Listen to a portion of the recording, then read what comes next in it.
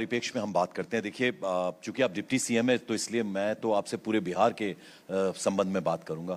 तो भ्रष्टाचार, रंगदारी, जंगल राज, बिजली पानी नहीं, अर्थव्यवस्था पूरी तरह से पंगु हुई थी। तो क्या उससे उबार के ले आए हैं आप बिहार को? अब बदला बिहार है क्या?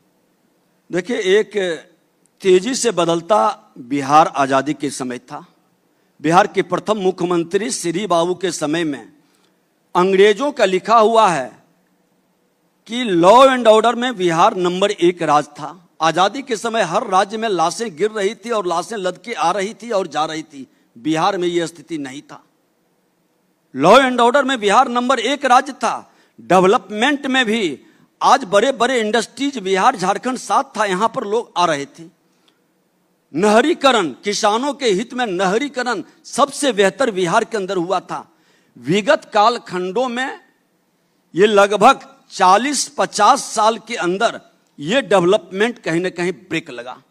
राजनीतिक अस्थिरता के कारण कांग्रेस की अंतिम सरकार में राजनीतिक अस्थिरता और अपराधियों का एंट्री, और उसके बाद एक गरीबों का मसीहा बन करके उभर के श्रीमान लालू प्रसाद यादव जी आए थे। बड़ी उम्मीद था, तानाशाही हिटलरशाही से मुक्ति ला करके इनको बैठाया गया था।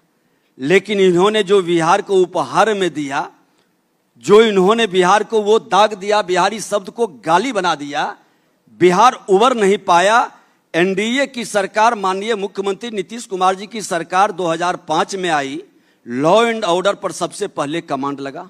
नरसंहार बंद हो गया, आज भी बंद है। नरसंहार, एक भी नरसंहार नहीं हुआ। लेकिन बीच बीच में वो जंगल राज के पुरोधा लोगों को अवसर मिल जाने से अपराधियों का कहीं न कहीं मनोबल बढ़ा, जिसके कारण अपराध पर आज भी पूरी तरह से मुक्ति बिहार के लिए जरूरी है। क्योंकि जब तक अपराधी पर हम लगाम नहीं लगाएंगे, करप्शन पर लगाम नहीं लगाएंगे, तब तक निवेशक बिहार के अंदर नहीं आएंगे। विजय जी, देखिए, आपकी जो स्पष्टवादिता है ना, उसके हम कायल हैं।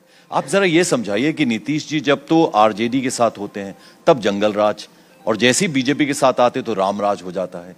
तो ये जरा समझाइए आप। नहीं, मैं बता दूं कि भारतीय जनता पार्टी के साथ राम राज्य और राजद के साथ जंगल राज, ये 2 बार अवसर मिला है। ये फर्क दिखाई पड़ रहा है। 2005 में हम आए थे, लॉ एंड ऑर्डर पूरी तरह से संभला था, क्योंकि भारतीय जनता पार्टी शांति को पसंद करती है, समाज के अंदर सुशासन को पसंद करता है और शासन में हस्तक्षेप नहीं करता है, प्रशासन पर दबाव नहीं डालता है।